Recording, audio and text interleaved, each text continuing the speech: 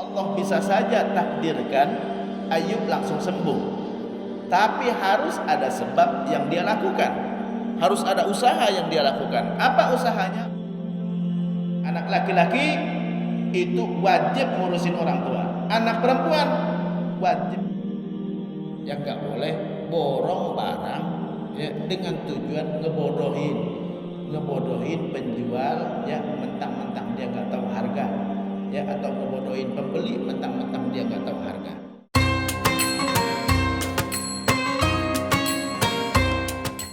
Jamaah yang dimuliakan oleh Allah, untuk hasil yang maksimal dalam menyaksikan video ini dapat menggunakan headset, earphone, atau alat bantu dengar langsung lainnya. Sudah, mari kita saksikan. Alhamdulillah, segala puji bagi Allah Subhanahu wa taala. Pagi ini kita masih diberikan kemudahan, masih dijaga iman dan Islam kita, masih dijaga kesehatan kita hingga kita dapat melaksanakan kewajiban kita, yaitu salat subuh berjamaah. Mudah-mudahan amal ibadah kita diterima Allah Subhanahu wa taala. Amin ya rabbal alamin. Salawat dan salam senantiasa kita sanjungkan kepada junjungan kita Nabi besar Muhammad sallallahu alaihi wasallam. Tema hari ini saya akan membahas tentang dua hal yaitu tawakal dan maulid. Tawakal dan maulid.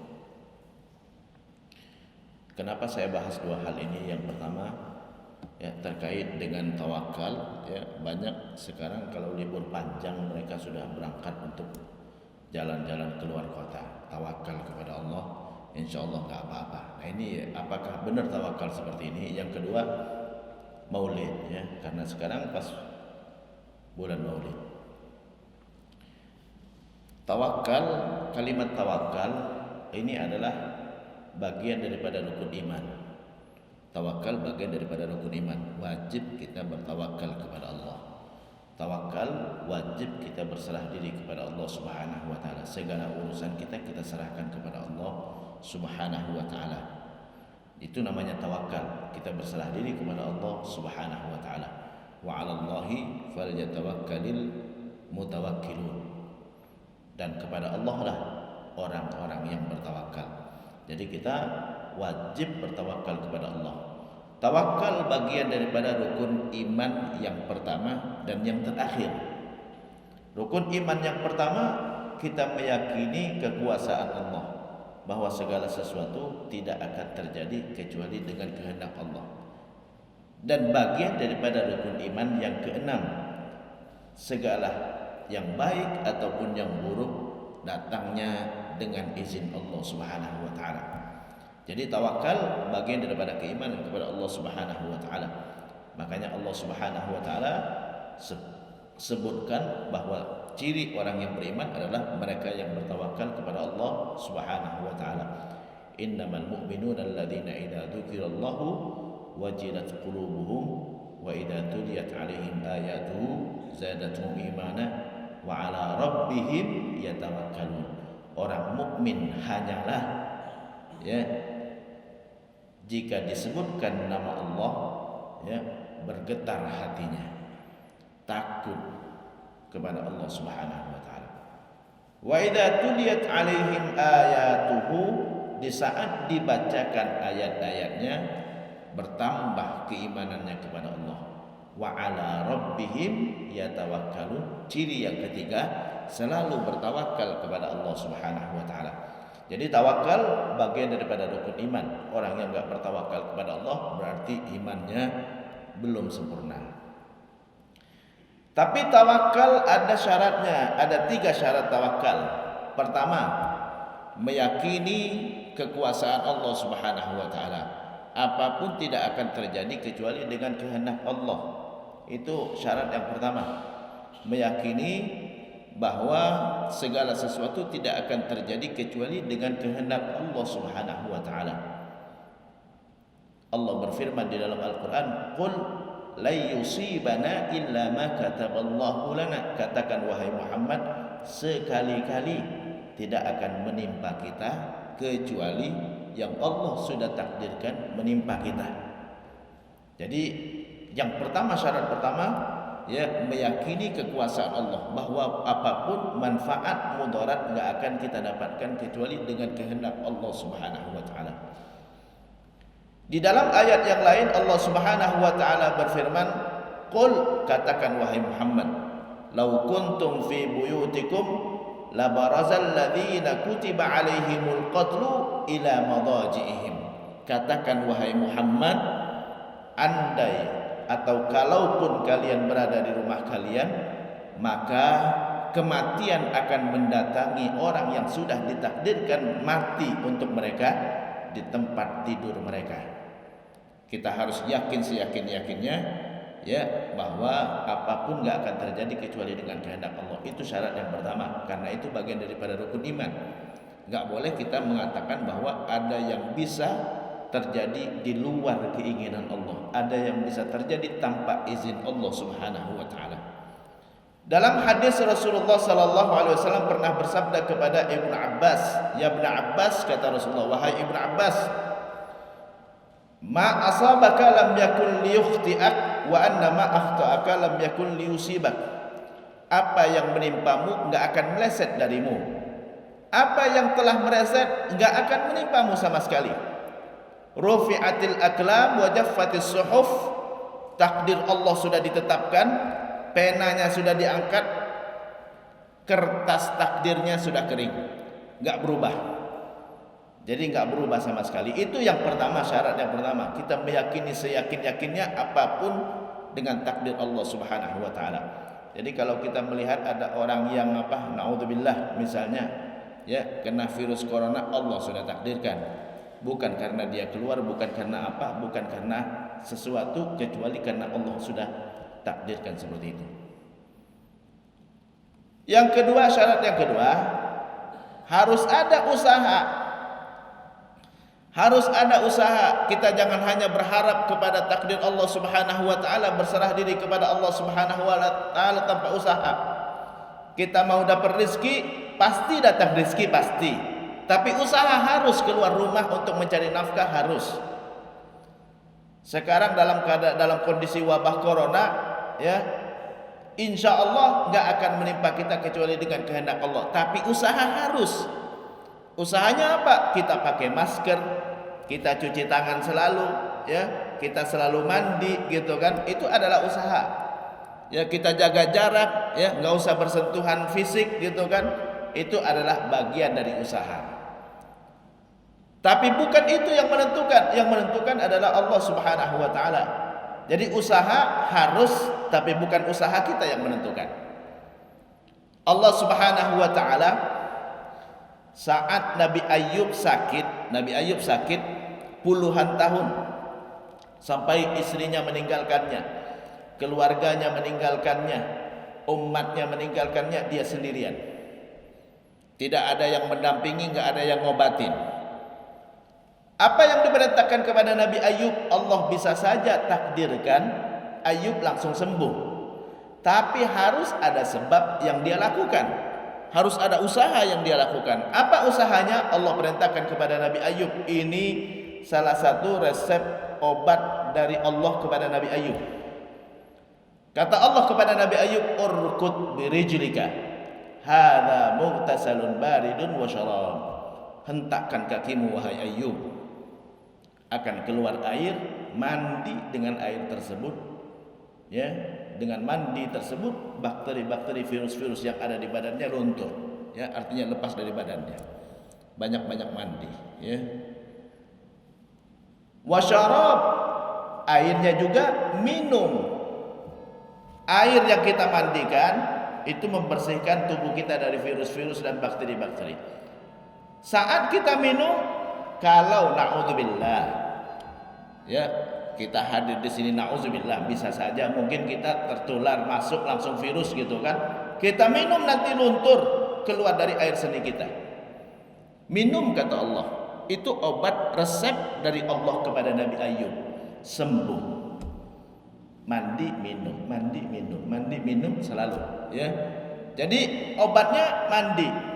Saya pulang dari sini, ya, dari ujung rambut sampai ujung kaki semuanya saya cuci kecuali peci, nggak bisa dicuci, Pak, ya. Karena pecinya nggak bisa dicuci, maka saya jemur nanti. Selebihnya semuanya masuk ke mesin cuci semua, dan saya langsung mandi. Itu usaha ya. Setelah itu saya minum air yang banyak minum airnya yang banyak ya. Sejak 2 bulan terakhir saya rapid test setiap 15 hari ya. Yang terakhir saya sudah kirim ke Pak Rahmat kalau nggak salah ya. Saya rapid test selalu cek, kan usaha, namanya juga usaha ya, rapid test. Jadi usaha harus, itu syarat yang kedua, tawakal. Kalau inti tawakal tanpa usaha maka nggak bisa ya. Siti Hajar saat dia di padang pasir bersama anaknya Ismail, tidak ada air sama sekali, dia berlari dari Safa ke Marwah, muter-muter Safa Marwah, itulah sa'i yang kita lakukan. Untuk apa? Cari air. Padang pasir mana ada air? Bolak-balik, cuman Allah kemengen dia usaha dulu. Hasilnya aku yang menentukan. Dari mana airnya keluar? Apakah dari dia lari-lari? Bukan. Dari hentakan kaki Nabi Ismail, ya, kaki mungil Nabi Ismail, dihentakin, keluarlah air sumur yang sampai sekarang masih mengalir. Aku yang datangkan rezeki, bukan dari lari-larimu, bukan, ya. Lari-larimu nggak ada pengaruhnya sama sekali, tapi aku minta kamu berusaha dulu. Usaha, lari dulu. Ya. Jadi berusaha harus. Jangan kita tawakal tanpa usaha, harus usaha juga, ya, harus usaha. Itulah kita apa? Salatnya dijarakin, jangan sentuhan fisik, ya, pakai masker gitu kan. Ya, usahakan kalau ngobrol jangan ada hawa orang ya nyampe ke depannya, dan tangan kita usahakan jangan menyentuh mata, hidung, mulut ya. Saya enggak menyentuh, dari saya udah berangkat dari rumah enggak menyentuh sampai pulang, nanti baru saya cuci tangannya, baru saya enggak nyentuh sama sekali ya, kecuali pas wudu saya cuci tangan dulu baru berwudu ya, baru berwudu. Usaha bagian dari usaha ya. Jadi usaha harus, tanpa usaha maka bukan tawakal kepada Allah.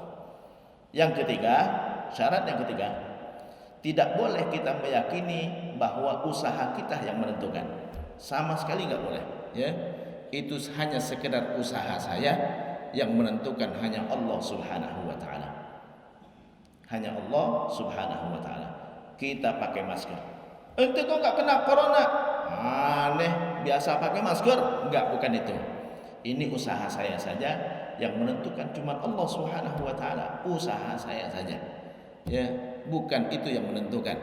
Kalau Allah mau takdirkan, kata Allah di dalam ayat tadi jelas sekali, Allah mengatakan, "Qul," katakan wahai Muhammad, "lau kuntum fi buyutikum," kalau kalian berada di rumah kalian, "la barazal ladzina kutiba alaihimul qatlu ila madajihim," orang yang sudah ditakdirkan kematian yang akan datang ke rumahnya.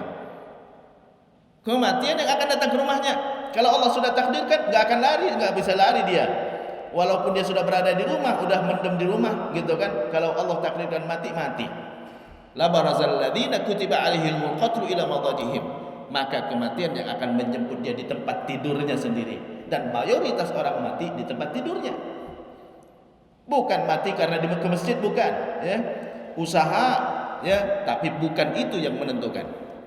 Kita usahakan jangan sampai kontak fisik, jangan sampai kita ngobrol nggak pakai masker gitu kan ya. Jangan jangan sampai kita nggak cuci tangan, jangan sampai ngusap-ngusap ke muka, ke mata, ke hidung ya. Sementara tangan kita belum dicuci, saya pegang sana sini sekarang gitu kan. Tapi insya Allah nggak akan saya sentuh mata saya, hidung saya, sama mulut saya. Saya usaha saya. Tapi bukan itu yang menentukan. Yang menentukan adalah Allah. Ini usaha saya ya. Adapun takdir Allah itu yang paling menentukan. Ya, jadi itu 3 syaratnya. Pertama, meyakini segala sesuatu tidak akan terjadi kecuali dengan kehendak Allah. Yang kedua, ayo lakukan sesuatu. Lakukan sesuatu. Ya, kalau mau dapat rezeki, cari nafkah. Ya. Nah, Ustaz, nyari nafkahnya cuma dari jualan begini, gimana mau dapat duit? Allah yang menentukan. Ya. Yang ketiga, usaha kita bukan itu yang menentukan, melainkan kehendak Allah Subhanahu wa taala. Kalau kita sudah bertawakal kepada Allah, maka akan terjadi sesuatu di luar dugaan. Nabi Ibrahim alaihissalam, apa yang dibaca oleh Nabi Ibrahim saat dia dimasukkan ke dalam api? Yang dibaca oleh Nabi Ibrahim adalah hasbiyallahu wa ni'mal wakil. Cukup bagiku Allah dan kepadanya aku berserah diri, dan dialah sebaik-baik tempat berserah diri. Itu yang dibaca oleh Nabi Ibrahim. Api yang harusnya membakar jadi dingin. Nabi kita Muhammad sallallahu alaihi wasallam saat mau hijrah dikepung rumahnya, yang dibaca apa? Sama, hasbiyallahu wa ni'mal wakil. Cukup bagiku Allah dan dialah sebaik-baik tempat berserah diri. Langsung orang yang mengepung Nabi tertidur semua. Ya, yang mustahil bisa terjadi kalau kita sudah berserah diri kepada Allah Subhanahu wa taala. Yang mustahil bisa terjadi. Yang kedua, akan datang rezeki dari jalan yang tidak diduga-duga. Akan datang rezeki dari jalan yang tidak diduga-duga. Sekarang banyak usaha terhenti, ya. Yang ngasih rezeki siapa? Allah, ya. Jadi yang merasa usahanya terhenti gara-gara corona misalnya, cari usaha yang lain, ya. Insya Allah Allah penuhi kebutuhan kita. Allah penuhi kebutuhan kita.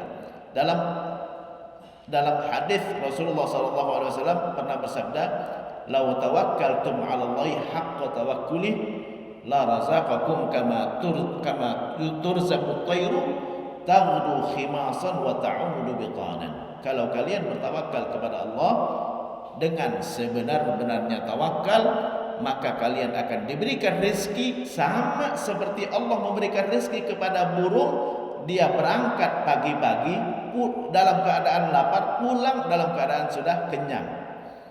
Burung enggak perlu pakai ijazah untuk bisa dapat rezeki. Ya, ayam enggak perlu pakai ijazah untuk bisa dapat rezeki. Jadi bukan ijazah yang menentukan, ya, tapi usaha harus. Usaha keluar harus. Ayam pagi-pagi langsung keluar. Burung pagi-pagi langsung keluar dia, gitu kan? Pulang-pulang udah kenyang. Jadi kita bertawakal kepada Allah. Kalau sudah bertawakal maka baru akan ada hasilnya luar biasa, di luar dugaan kita, ya, di luar dugaan kita. Artinya apa kesimpulan pembahasan ini terkait dengan hukum fikih? Usaha harus, ya, usaha harus. Jadi Ustadz, ini sholat dijarak-jarakin, insya Allah ini bagian daripada usaha, ya. Tapi Ustadz sholat berjamaah kan harus dempet-dempet, ya itu di luar pandemi. Kalau dalam kondisi pandemi ya kita ngikutin aturan pemerintah, ya. Aturan pemerintah, kata pemerintah nggak boleh dekat-dekat, ya udah nggak usah dekat-dekat. Tanggung jawab pemerintah dan MUI yang sudah ngasih fatwa, gitu kan. Kita pakai masker, sholat pakai masker. Saya sholat pun saya pakai maskernya. Di luar sholat, di luar pandemi nggak boleh pakai masker. Nah, ini banyak kan postingan di grup-grup WhatsApp gitu kan pakai masker. Memang ada hadisnya, nggak boleh kita pakai masker kalau lagi sholat. Tapi kalau di luar pandemi, saat pandemi, bagian dari usaha kita menyelamatkan diri. Usaha selebihnya dari Allah Subhanahu wa taala. Ya, kalau ada yang mengatakan, banyak yang posting, ya. Yang posting kebetulan yang merekam itu teman saya sendiri, alumni Madinah, ya. Alumni Madinah, ya. Ada hadis, ya, bahwa tidak dibolehkan, ya, pakai masker, menutup mulut di saat kita lagi sholat. Bener, nggak boleh, bener. Kalau lagi di luar pandemi, jangan, ya. Saat pandemi bagian dari usaha, selama, kalau mayoritas ulama, ya, selama jidatnya nempel. Kalau mazhab Hambali harus hidung nempel juga, ya, itu mazhab Hambali. Tapi kalau kita nggak usah tempelkan hidungnya, Pak, ya, nggak usah ditempelkan hidungnya karena kita harus jaga hidung kita. Jaga hidung kita, nggak usah ditempelkan, cukup jidat yang ditempelkan. Jadi sudah sah, ya. Karena 7 anggota sujud itu cuman ada jidat, 2 telapak tangan, 2 dengkul sama 2 telapak kaki. Jadi yang penting jidat sudah nempel, ya. Kita kasih space supaya bisa nempel ke lantai jidat kita. Hidung nggak usah ditempelkan, Pak. Nggak usah ditempelkan karena berbahaya, ya. Berbahaya, bagian daripada usaha, karena itu bukan bagian daripada yang wajib ditempelkan saat sujud menurut mayoritas ulama, kecuali mazhab Hambali. Kalau mazhab Hambali hidung termasuk juga. Nah, ini repot kalau mazhab Hambali. ya, dalam kondisi pandemi ya. Nah ini itu bagian daripada usaha. Jadi kalau ada yang bertanya, Ustadz ini jarak, ya ini bagian dari usaha kita ya, usaha. Ya, pulang ke rumah cuci semua, baju dicuci, ya, mandi ya.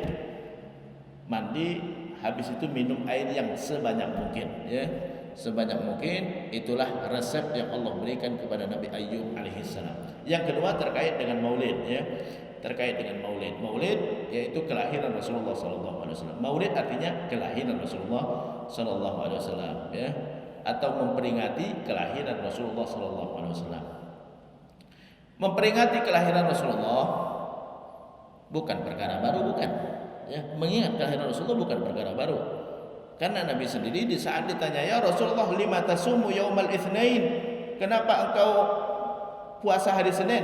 Qala dzaka yaumun wulidtu fihi, itu hari aku dilahirkan. Berarti Nabi mengingat kelahirannya setiap minggu, setiap Senin beliau puasa mengingat lahirnya beliau. Bagian dari rasa syukur karena beliau dilahirkan. Tapi kita jangan ngarang-ngarang hari lahir kita puasa juga, bukan ya. Kalau terkait dengan Nabi jadi sejarah ya, jadi sejarah, dan sejarah Nabi jadi syariat. Sejarah Nabi jadi syariat. Kenapa kita disunnahkan puasa hari Asyura? Itu karena terkait dengan sejarah Nabi. Sejarah Nabi. Lima tasumu yauma Asyura ya Rasulullah, kenapa engkau puasa hari Asyura? Dzaka yaumun najjallahu Musa wa qaumahu min aduwwihim. Itu hari Allah selamatkan Nabi Musa dari kejaran Firaun. Terkait dengan sejarah Nabi boleh kita ingat dengan puasa. Sejarah Nabi boleh kita ingat dengan puasa untuk mensyukuri nikmat yang Allah berikan kepada para nabi, termasuk Nabi kita Muhammad sallallahu alaihi wasallam. Jadi bukan perkara baru ya. Jadi enggak usah berdebat masalah maulid ya, masing-masing sesuai dengan keyakinannya. Jadi kalau ada yang mengatakan itu bid'ah, bukan bid'ah ya, bukan baru, karena Nabi sendiri yang mengingatnya. Nabi sendiri yang mengingatnya. Ustaz, bukankah Nabi enggak pernah nyontohkan? Tidak semua syariat harus dicontohkan. Tidak semua syariat harus dicontohkan oleh Nabi. Ya, betapa banyak ayat Quran di dalam Al-Quran yang tidak dicontohkan oleh Nabi. Saya kasih contoh ya, beberapa ayat yang Nabi enggak contohkan. Ayat-ayat tentang kewajiban berbakti sama orang tua, enggak pernah dicontohkan sama Nabi. Karena Nabi enggak pernah ketemu dengan orang tuanya. Nabi enggak pernah ketemu dengan kakeknya ya. Jadi enggak pernah dicontohkan sama Nabi bagaimana berbakti dengan orang tua. Padahal Al-Quran banyak sekali berbicara tentang bakti sama orang tua. Wa in jahadaka ala an tusyrika bima laysa laka bihi ilmun fala tuti'huma wa sahibhuma fid dunya ma'rufa. Kalau kedua orang tuamu memaksamu untuk menyekutukan Allah, jangan taati, tapi tetap ditemani orang tuanya. Tapi enggak pernah Nabi contohkan. Karena Nabi enggak pernah ketemu dengan orang tuanya. Enggak perlu contoh, kalau sudah ada perintahnya cukup ya. Kalau enggak perlu contoh, kalau ada perintahnya cukup. Definisi dari bid'ah sebagaimana disebutkan oleh Rasulullah, man amila amalan laisa alaihi amruna fahuwa raddun. Siapa yang melakukan perbuatan yang tidak ada perintahnya dari kami, itu ditolak. Tidak ada perintahnya. Kalau ada perintahnya boleh. Kalau ada perintahnya maka boleh. Orang maulid biasanya datang ke masjid. Datang ke masjid ada perintahnya. Orang maulid biasanya dengerin ceramah. Dengerin ceramah ada perintahnya. Ceramahnya biasanya tentang cerita Nabi. Cerita Nabi, dengerin cerita Nabi ada perintahnya. Mengenal sejarah Rasulullah ada perintahnya, gitu kan? Kita kumpul-kumpul silaturahim ada perintahnya, gitu kan? Jadi kalau ada perintahnya bukan bid'ah. Kecuali kalau ada orang mengadakan maulid misalnya dangdutan. Nah ini baru ya, nggak ada perintahnya kalau dangdutan di masjid. Jadi itu yang dinamakan dengan bid'ah yang nggak boleh itu ya. Jadi kalau orang datang ke masjid ngaji, yuk kita ya memperingatin maulid. Kemarin di Tebet Pak ngadakan maulid, baca kitab Simtud Durar ya, kitab Simtud Durar. Isinya salawat ya. Alhamdulillahil qawi, saya hafal kalau Simtud Durar ya. Alhamdulillahil qawi sultanu al-wadih burhanu al-mabsuti fil wujudi karamuhu ihsanu ta'ala majduhu a'dhu masyanu khalaqal khalqa li hikmah wa tawa'aliha ni'mah wa basata lahu min faidin ni'mati. Saya hafal kalau Simtud Durar. Isinya salawat, enggak ada masalah. Jadi kalau isinya bagus nggak masalah. Ya, apapun Islam tidak membawa nama. Nama nggak terlalu penting. Kalau dalam ilmu bahasa namanya la musyahata fil istilah. Tidak perlu berdebat masalah istilah. Yang penting isinya apa? Isinya apa, gitu kan? Isinya apa? Ente ngadakan maulid isinya apa? Kalau pesta-pesta makan-makan ya campur laki dan perempuan, bid'ah. Saya yang katakan bid'ah kalau campur laki dan perempuan, ya. Tapi kalau tempat perempuan sendiri, tempat laki-laki sendiri dengerin ceramah, nggak ada bid'ahnya di situ karena perkara yang dianjurkan semua. Dengerin ceramah cerita Nabi. Jadi itu terkait dengan maulid, ya. Jadi menurut saya yang mengatakan bid'ah terserah, nggak masalah juga. Nggak usah berdebat masalah ini, masalah kecil, ya, masalah kecil. Inti dari maulid cinta kepada Rasulullah. Yang penting kita wajib cinta kepada Nabi. Wajib cinta kepada Nabi itu intinya, ya. Inti daripada maulid cinta kepada Rasulullah SAW. Cinta kepada Rasulullah hukumnya wajib. Lebih daripada cinta kepada siapapun. Cinta kepada Nabi wajib lebih daripada cinta kepada siapapun. Allah Subhanahu wa taala berfirman di dalam Al-Qur'an, "Qul in kana aba'ukum wa abna'ukum wa ikhwanukum wa azwajukum wa ashiratukum wa amwalun iqtaraftumuha wa tijaratun takhshawna kasadaha wa masakin tardawnaha ahabba ilaikum minallahi wa rasuli fatarabbasu hatta ya'ti Allahu bi amrihi wallahu la yahdil qaumal fasiqin." Katakan wahai Muhammad, jika seandainya orang tua kalian, anak-anak kalian, saudara-saudara kalian, pasangan hidup kalian, keluarga dan kerabat kalian, harta kalian yang kalian miliki, bisnis yang kalian takut rugi, rumah yang kalian bangun sesuai dengan keinginan kalian dan sesuai dengan apa yang kalian mau, lebih kalian cintai daripada Allah dan Rasulnya, fatarabbasu, tunggulah kata Allah, hatta ya'ti Allahu bi amri, sampai Allah bikin perhitungan.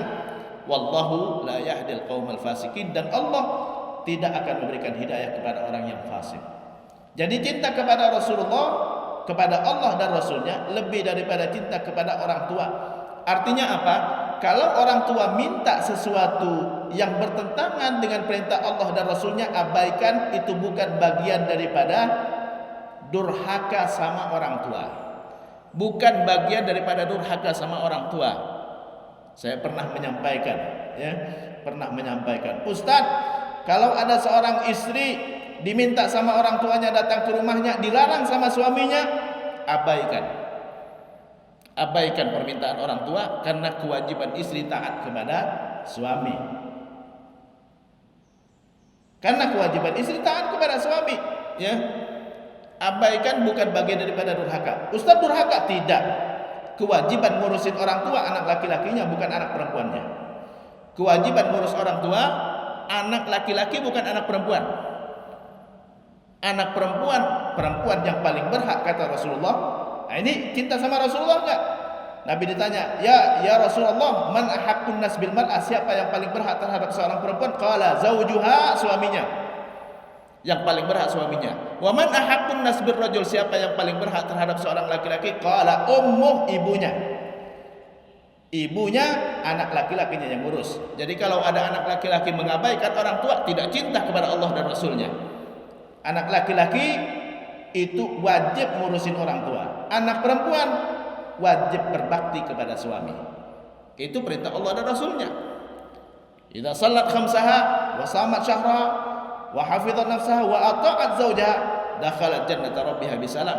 Kalau perempuan sudah salat 5 waktu, puasa di bulan Ramadan, jaga kehormatan, taat sama suami, bukan dibilang taat sama orang tua. Anak perempuan enggak boleh dipaksa. Dia sudah diserahkan kepada suaminya, itu hak suaminya. Jadi kalau orang tua meminta sesuatu tidak sesuai dengan perintah Allah dan Rasulnya, abaikan, bukan bagian daripada durhaka. Bahkan misalnya nih, ya, orang tua meninggal, gitu kan? Orang tua meninggal, ya, orang tua dari perempuan meninggal. Bilang sama suaminya, "Mas, orang tua saya meninggal." "Oh, udah kamu di rumah aja." Durhaka? Tidak, tidak durhaka. Surgamu ada di tangan suamimu.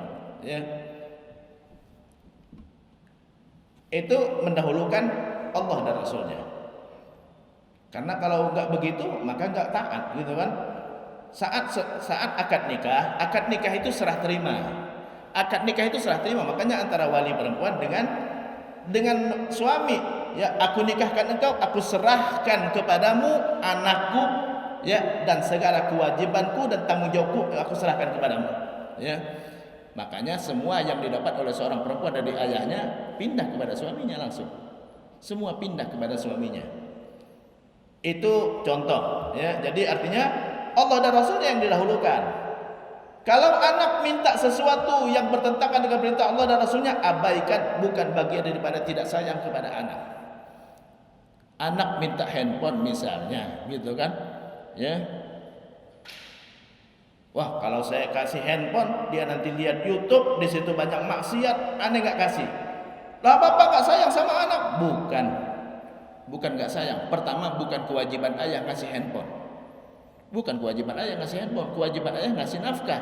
Nafkah itu kebutuhan pokok, handphone bukan kebutuhan pokok. Tapi sekarang lagi masih sekolah online, gitu kan, ya. Sekolah online bisa pinjam aja dulu, ya. Bisa pinjam punya orang tua untuk selama online saja, bukan selamanya, gitu kan. Jadi bukan bagian daripada tidak sayang sama anak kalau orang tua nggak ngasih handphone kepada anaknya, ya. Khawatir, ya, anaknya salah lihat nanti, ya. Karena di internet bukan main, sekarang udah nggak bisa dikontrol lagi, ya. Jadi kalau anak minta sesuatu yang bertentangan dengan perintah Allah dan Rasulnya, maka abaikan, ya. Karena Allah dan Rasulnya yang didahulukan, ya. Allah dan Rasulnya yang didahulukan. Pak, kita ada acara jalan-jalan, ya, jalan-jalan ke Bandung. Nggak usah, kamu di rumah aja. Sekarang lagi masa pandemi, gitu kan, ya, harus jaga diri dan jaga kesehatan. Taat sama orang tua, ya. Jadi ya, keinginan anak nggak perlu dikabulkan kalau bertentangan dengan keinginan Allah dan Rasulnya. Istri sama juga, ya. Saudara begitu juga, ya. Bisnis kita kalau bisnisnya bertentangan dengan yang diinginkan Allah dan Rasulnya, ya, jangan.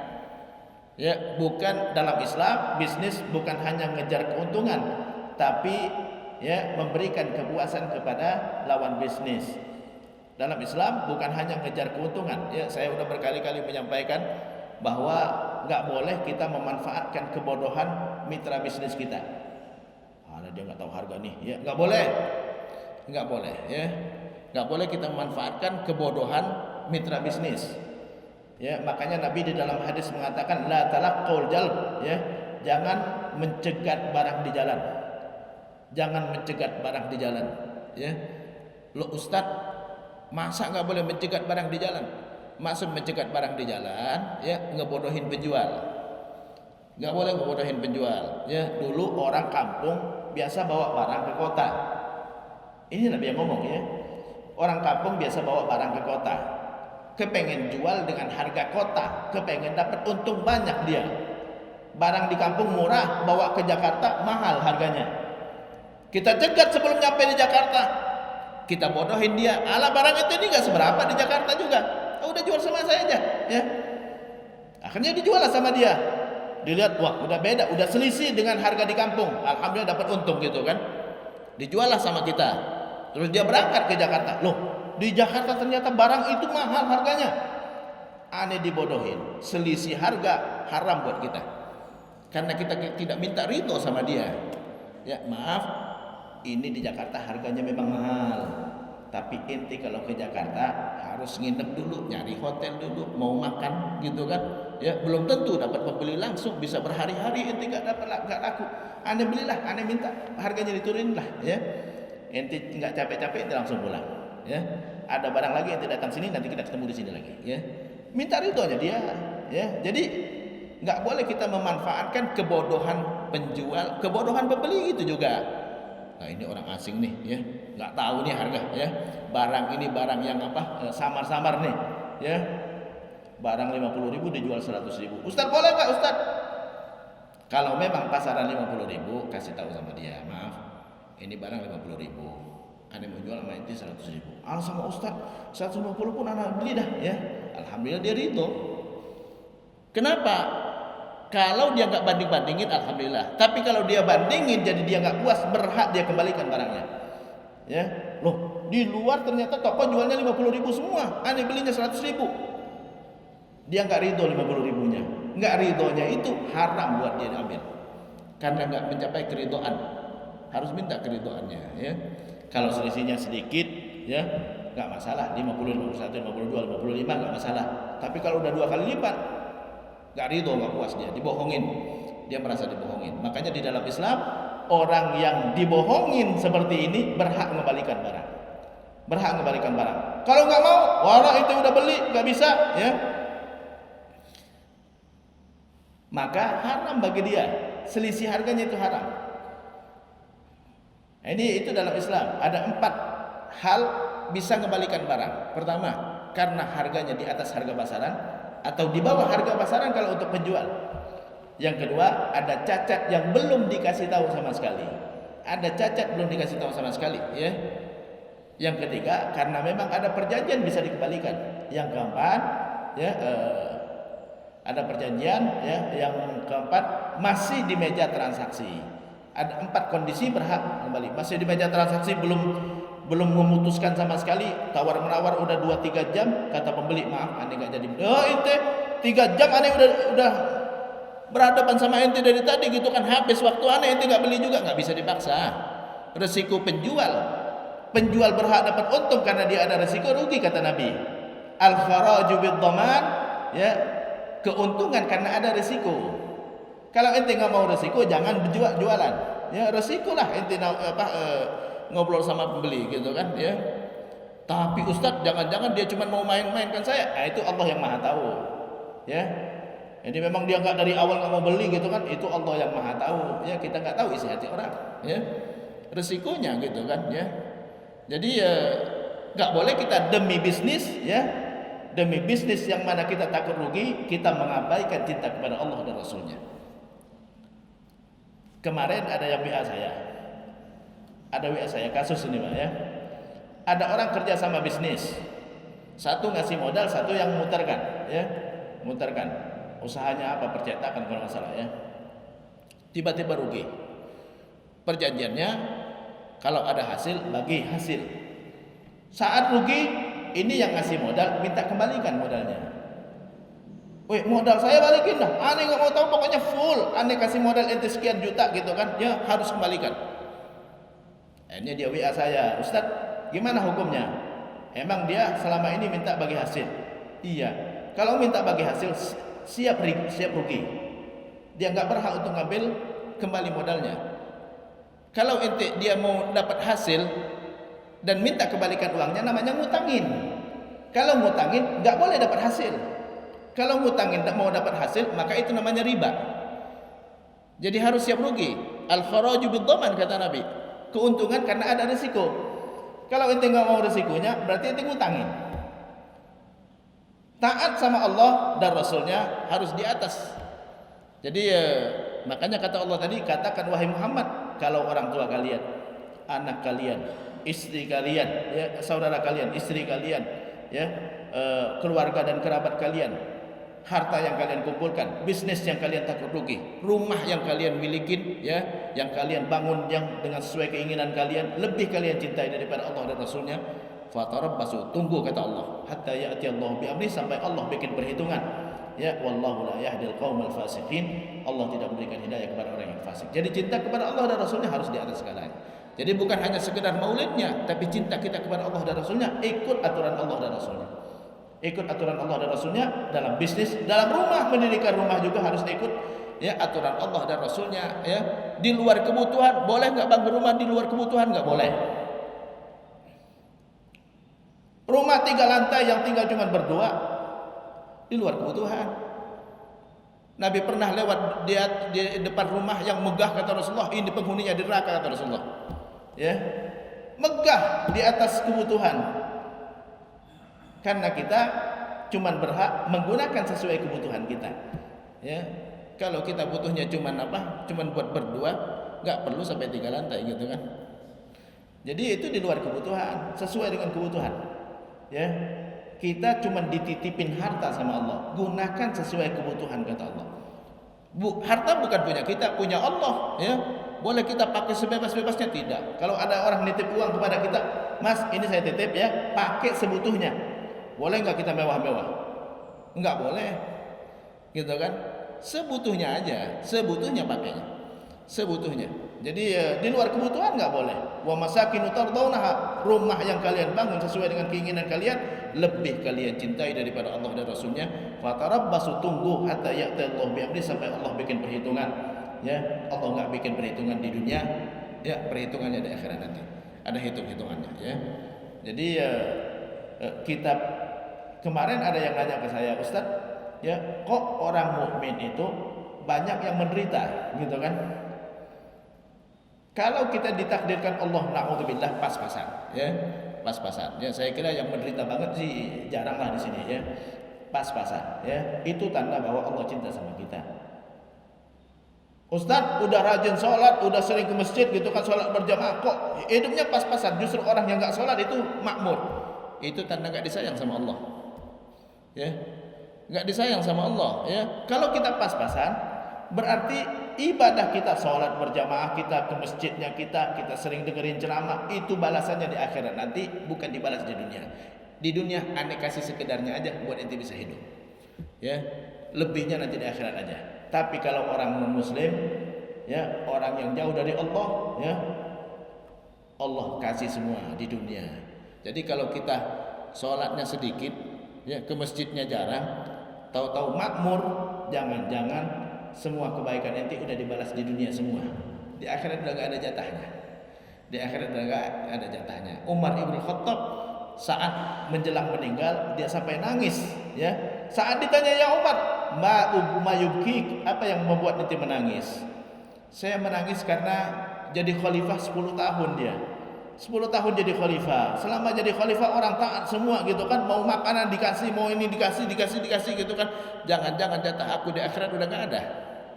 Jangan-jangan jatah aku di akhirat sudah enggak ada lagi. Nauzubillahi min dzalik. Kalau Allah segerakan di dunia, ya, justru kalau kita dapat nikmat banyak gitu kan, dapat rezeki banyak gitu kan, bisnis kita maju gitu kan, dapat keuntungan besar, ya kembalikan sama Allah. Ya Allah, aku maunya di akhirat. Ya, langsung datang ke Masjid Asy-Syarif nih, ini 1 miliar saya mau balikin kepada Allah. Kembaliin sama Allah. Aku maunya di akhirat, di Allah bukan di dunia. Harusnya seperti itu, ya. Jadi kalau kita dikasih banyak, ya jangan-jangan ente nggak berhak di akhirat nanti. Dikembalikan sama Allah di dunia. Ini buat ente jatah ente udah dikasih semua, ya, udah lunas kita. Ya, di akhirat nanti tinggal aku yang bikin perhitungan kata Allah, ya. Naudzubillah kalau begitu, ya. Jadi kalau kita dikasih rezeki yang banyak, ya, kembalikan sama Allah lebih baik. Kembalikan, ya. Ambil sebutuhnya aja, ya. Ya Allah, aku nggak mau balasan di dunia, aku maunya di akhirat. Ini aku kembalikan, ya. Langsung, ya, masukin ke celengan, ya. Nggak usah ada orang yang tahu, ya. 1 miliar cek, gitu kan. Jadi itu intinya kita cinta kepada Allah dan Rasulnya lebih dari segalanya. Umar ibn Khattab pernah suatu hari datang kepada Rasulullah, ya Rasulullah, la anta ahabbu ilayya, engkau lebih aku cintai, ya, min kulli syai', dari semua sesuatu, illa nafsi, kecuali diriku. Jadi semuanya engkau lebih aku cintai kecuali diriku sendiri. Artinya diriku lebih aku cintai daripada engkau. Apa kata Rasulullah? La yu'minu ahadukum hatta akuna ahabba ilaihi min walidihi wa waladihi wan nasi ajma'in, ya. Kata Rasulullah, tidak beriman salah seorang di antara kalian sampai aku jadi lebih dicintai dari orang tuanya, anaknya, dan semua manusia. Umar langsung mengatakan, al-ana ya Rasulullah, sekarang ya Rasulullah, anta ahabbu ilayya min nafsi, engkau lebih aku cintai daripada diriku. Artinya kalau kita kepengen sesuatu yang dilarang oleh Nabi, jangan lakukan, karena kita lebih cinta kepada Rasulullah daripada diri kita sendiri. Kita lebih cinta kepada Rasulullah daripada diri kita sendiri. Bukti seorang cinta kepada Rasulullah, yang pertama taat kepada Rasulullah, ya. Qul in kuntum tuhibbunallah fattabi'uni yuhibbukumullah. Jika kalian cinta kepada Allah, ikutin aku, maka Allah pasti cinta kepada kau. Bukti kita cinta kepada Rasulullah, kita taat kepada Rasulullah. Yang kedua, ya, kita membela Rasulullah sallallahu alaihi wasallam. Membela Rasulullah, enggak boleh ada yang melecehkan Rasulullah sallallahu alaihi wasallam, ya. Ini kejadian di Perancis gitu kan, ya. Kebebasan gitu kan. Coba kalau ada yang melecehkan istrinya. Coba kalau ada yang gambar istrinya dicoret-coret gitu kan, ya, Presiden Prancis kita coret-coret gambar istrinya, marah dia. Kan kebebasan katanya. Ya pastilah kalau ada orang yang paling dia cintai terus dilecehkan, pasti dia marah lah. Jadi kebebasan bukan sebebas-bebasnya. Bebas tapi jangan nyinggung perasaan orang. Jangan nyinggung perasaan orang. Jadi kalau ini salah kaprah kalau mengatakan bahwa kebebasan berpendapat, bukan. Bebas ente berpendapat tapi jangan nyakitin orang. Jangan nyinggung perasaan orang. Jadi kalau dia nyinggung perasaan 1,3 miliar umat Islam di dunia, ya, 1,3 miliar bahkan lebih sekarang, ya, 1,3 miliar umat Islam di seluruh dunia, dia singgung perasaannya, ya, itu berarti tidak melanggar aturan, ya, bebas berpendapat, ya. Jadi tetap bebas, tapi nggak boleh nyinggung perasaan orang. Jangankan menyinggung 1,3 miliar, kita nyinggung perasaan saudara kita aja nggak boleh. Ya kita ngomong, wah itu keluarga kamu, keluarga, anu gitu kan, dia pasti marah dia. Berhak dia laporkan, berhak dia laporkan ke pengadilan, ya, memperlakukan orang lain dengan yang tidak menyenangkan gitu kan. Apalagi ini nyinggung perasaan 1,3 miliar umat Islam seluruh dunia. Kita wajib membela, ya. Jadi diuji, ya, sejauh mana kita cinta kepada Rasulullah sallallahu alaihi wasallam. Ya, harus kita bikin perhitungan, ya. Banyak sudah seruan-seruan boikot semua produk-produk Perancis gitu kan. Ya, saya enggak mau menyebutkan produknya apa, ya, takut salah, ya. Kalau yang bisa hindari, ya. Hindari. Jadi kita boikot produk mereka. Jadi wajib kita membela Rasulullah. Walladzina yu'duna Rasulullah lahum adzabun alim, ya. Dan orang-orang yang sudah menyakiti Rasulullah berhak azab yang pedih, kata Allah. Berhak azab yang pedih. Bahkan dalam Islam, ya, orang yang menghina dan melecehkan Rasulullah berhak dihukum mati. Ya, berhak dihukum mati. Jadi itu bukti kita cinta kepada Rasulullah SAW. Jadi wajib taat kepada Rasulullah, meneladani Rasulullah, ya, dan membela Rasulullah dan mengamalkan sunnah Rasulullah. Sunnah Rasulullah, ya, dianjurkan kita ngikutin. Jenggot nggak boleh kita membenci jenggot. Wah, aneh benci sama yang pakai jenggot, nggak boleh. Karena itu sunnah Rasulullah, gitu kan? Sunnah Rasulullah mau dilakukan berpahala, nggak dilakukan nggak apa-apa. Tapi benci nggak boleh. Man raghiba an sunnati falaysa minni. Siapa yang benci dengan sunnahku bukan golongan aku. Enggak boleh kita benci dengan sunnah Rasulullah. Wah, aneh enggak suka, enggak suka banget azan. Enggak boleh azan sunnah Rasulullah gitu kan. Jadi enggak boleh kita benci dengan sunnah. Ente enggak mau azan enggak apa-apa. Ya, mau sholat langsung tanpa azan silakan. Benci sama azan enggak boleh. Man raghiba an sunnati falaysa minni. Siapa yang benci sunnahku bukan golongan aku. Nikah sunnah, iya. Ya. Benci sama nikah enggak boleh. Mau nikah yang pertama, yang kedua, yang ketiga, yang keempat semuanya sunnah Rasul. Ya, semua sunnah Rasul. Benci enggak boleh benci. Ente enggak boleh benci. Ane belum sanggup, silakan. Gitu kan? Mau dilakukan berpahala, enggak dilakukan enggak apa-apa. Benci enggak boleh, bukan keluar dari golongan Islam. Man raghiba an sunnati falaysa minni. Siapa yang benci sunnahku maka bukan golongan aku, kata Nabi. Kalau bukan berarti keluar dari Islam. Jadi kita harus ngikutin sunnahnya, nggak boleh benci sama sekali kepada sunnah Rasulullah Sallallahu Alaihi Wasallam. Ya, demikian. Kalau ada yang mau bertanya silakan. Saya cukupkan sampai sini. Wassalamualaikum warahmatullahi wabarakatuh. Waalaikumsalam. Terima kasih kepada kita beserta musisi. Mungkin masih ada waktu yang ingin bertanya dan bersilakan.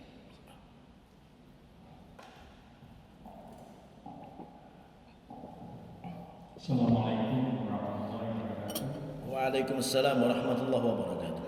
Hari Kamis yang lalu jam setengah 12 saya pergi ke Gading Serpong, tapi sebelumnya saya ambil wudhu dulu karena antisipasi jam 12 cari masjid yang terdekat. Nah, sampai di MSD itu saya ada bunyi azan di klaster Kataria Masjid Muhajirin. Masjidnya bagus sekali. Saya langsung masuk, langsung ditahan sama marbotnya. Bapak mau sholat? Iya, saya mau sholat. Bapak nggak bawa sajadah? Wah, kebetulan nggak bawa. Tapi saya karena kaki sakit, saya bilang saya mau sholat pakai kursi. Wah, nggak bisa. Kita menyediakan kursi. Nah, saya dalam hal ini agak aneh juga.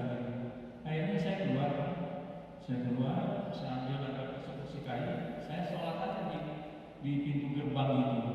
Sementara imam belum mulai.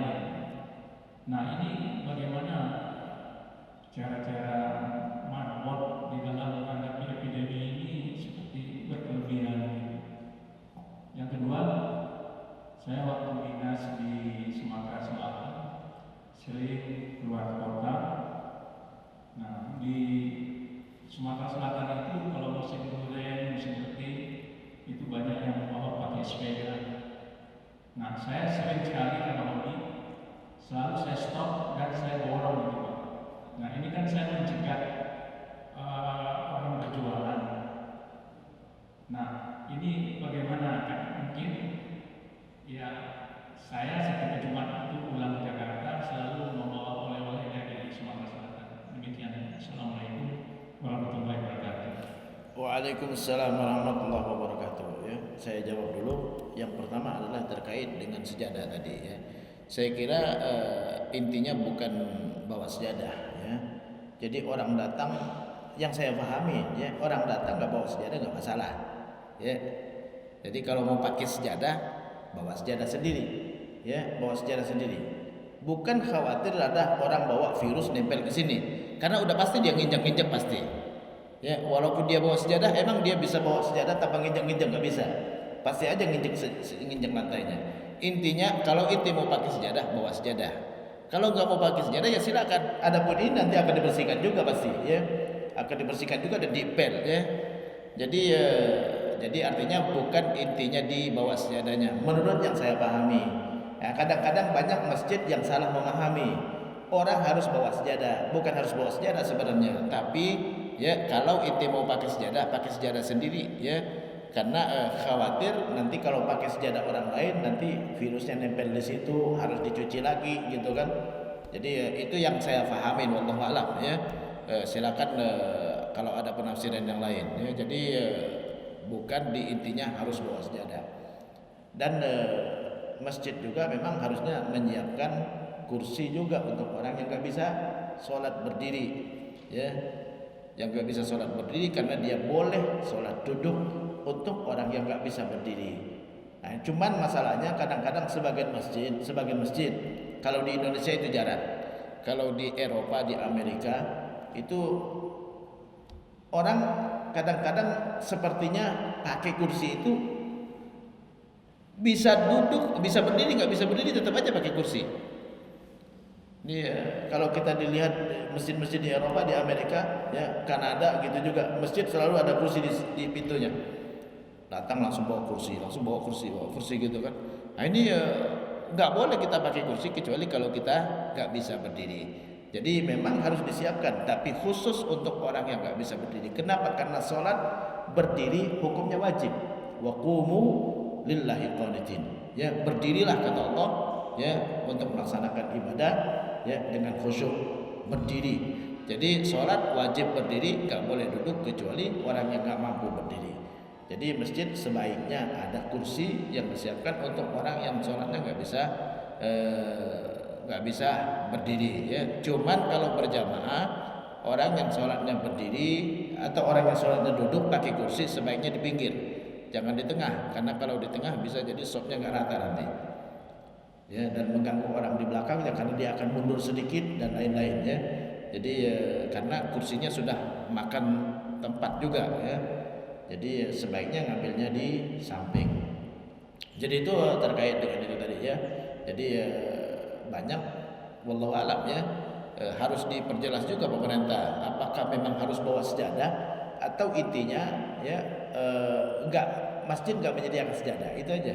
Menurut saya adalah masjid enggak menyediakan sejadah, yang mau pakai sejadah bawa sendiri, yang enggak mau pakai ya silakan sholat, karena lantainya nanti akan dibersihkan juga pasti. Adapun orang bawa sejadah udah pasti akan nginjek-nginjek juga lantainya. Jadi bukan dibawa sejadahnya. Wallahu a'lam. Itu yang pertama. Yang kedua terkait dengan borong tadi, bukan nggak boleh kita borong barang. Yang nggak boleh borong barang ya dengan tujuan ngebodohin penjual ya, mentang-mentang dia nggak tahu harga ya, atau ngebodohin pembeli mentang-mentang dia nggak tahu harga. Jadi nggak boleh memanfaatkan kebodohan penjual atau pembeli. Kita nggak boleh ngebodohin ya.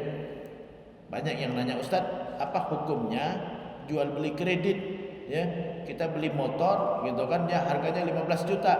Tapi kita cicil 750.000 per bulan selama 36 bulan, totalnya jadi 27 juta, enggak masalah. Karena pembelinya tahu harga aslinya 15 juta. Dia enggak dibodohin ya. Dia enggak dibodohin dan dia rela harganya dinaikkan. Enggak masalah. Yang masalah itu kalau cicilannya nanti dia terlambat kena denda. Itu denda itu yang riba. Yang riba itu denda itu. Ente hindarin dendanya ya. Hindari denda, karena denda itu yang jadi riba. Denda yang jadi riba ya. Jadi cicilan motor fix selama fix ya. Kalau enggak fix itu yang riba juga ya. Kalau kita cicilan rumah ya biasanya enggak fix. Naik tahun depan, naik lagi tahun berikutnya, naik lagi. Nah, naik itu yang riba. Naik itu yang riba. Jadi jangan sampai kena denda. Ya, semua denda riba. Termasuk denda tagihan listrik terlambat bayar. Itu riba juga. Tagihan telepon terlambat bayar, riba juga. Ya, karena hutang kita 1 juta, karena terlambat bayar jadi naik berbunga dia. Berbunga. Jadi nggak boleh, jangan sampai terlambat ya. Semua denda terkait dengan tagihan itu riba. Itu riba. Jadi itu terkait dengan tadi. Jadi borong barang ya, tidak dengan tujuan ngebodohin penjual nggak masalah ya, nggak masalah. Dia tahu harga pasaran berapa gitu kan ya, kita nawar-nawar ya, kita borong supaya agak murahan ya, dia rela, alhamdulillah nggak masalah. Oke, ada lagi? Ada di belakang.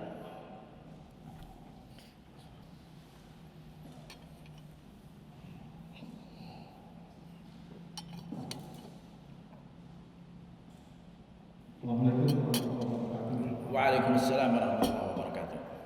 Mohon izin Pak, saya ingin menanyakan masalah yang berkaitan dengan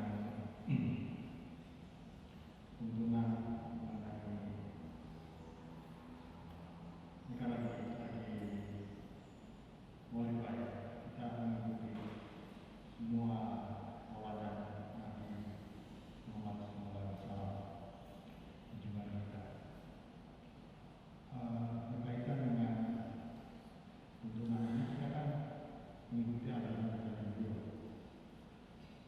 Dalam Islam sendiri sebetulnya sejauh mana Pak boleh menggambarkan entah itu foto atau lukisan atau kartun yang berkaitan dengan Nabi kita ini. Kalau kita hubungkan dengan keadaan Prancis, pasti orang-orang itu kan tidak tahu tuntunannya bahwa itu tidak boleh, dilarang menggambarkan Nabi. Seperti kalau menyetir ucapan Habib Muhammad itu Pak, yang pemain-pemainnya, dia kan bilang bagus kata-katanya. Orang-orang Muslim itu kan dia tidak baca hadis, tidak baca Al-Quran. Yang dia baca itu kita sebagai orang Islam. Nah, perilaku Islam, perilaku kita ini sebagai orang Islam yang akan mencerminkan seperti apa Islam di mata orang-orang Muslim. Nah, bagi mereka yang tidak tahu kemudian membuat kartun dan ini kemudian tiba-tiba dilakukan seperti itu, ini kan ada yang tidak nyambung sehingga akhirnya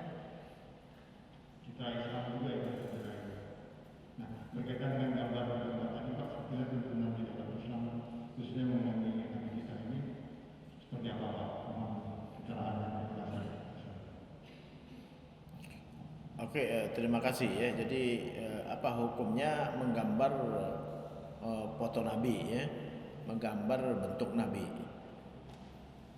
Yang enggak boleh kita nyakiti Nabi. Walladzina yu'tuna Rasulullah lahum 'adzabun alim. Yang menyakiti Rasulullah adalah berhak azab yang pedih. Ya.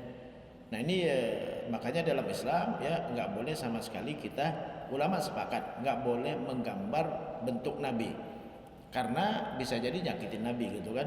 Ya, bentuknya Nabi bisa jadi enggak seperti itu gitu kan. Itu yang pertama. Yang kedua, gambaran kita bahwa Nabi orang yang paling ganteng gitu kan, ya. Nah, ini enggak bisa kita gambarkan karena ganteng juga ya versinya beda-beda setiap orang ya. Bagi satu orang udah gambar seganteng-ganteng enggak ganteng gitu kan. Gantengan aku nanti. Nah, ini kan jadi kita melecehkan Nabi juga, termasuk melecehkan Nabi karena Nabi, gambaran kita adalah Nabi adalah laki-laki yang paling ganteng, gitu kan? Yang paling ganteng. Digambar sejakep apapun pasti ada yang lebih ganteng jadinya. Akan ada yang lebih ganteng. Oh, gantengan dia daripada gambar ini gitu kan. Nah, itu udah tidak sesuai dengan keyakinan kita. Jadi makanya ulama sepakat ijma bahwa gambar Nabi nggak boleh digambar, ya, karena bisa berakibat persepsi tadi, ya. Jadi kita sudah meyakini seyakin-yakinnya bahwa Nabi paling ganteng, ya. Nabi Yusuf kegantengannya itu baru setengah dari Nabi kita Muhammad, baru setengahnya. Jadi artinya Rasulullah paling ganteng. Inti gambar seganteng-gantengnya tetap aja ada yang lebih ganteng daripada gambar itu. Makanya nggak boleh kita gambar. Jadi itu apalagi kalau digambarnya jelek seperti yang ada di Prancis itu, digambarnya memang jelek, dijelek-jelekin ya. Apalagi yang dijelek-jelekin, yang diganteng-gantengin aja nggak boleh. Kenapa nggak boleh? Karena bisa gambaran kita, oh gantengan orang ini daripada gambar Nabi gitu kan. Jadi karena kita nggak boleh ya, keyakinan kita bahwa Nabi di atas segalanya, nggak boleh kita menggambar bentuk Nabi.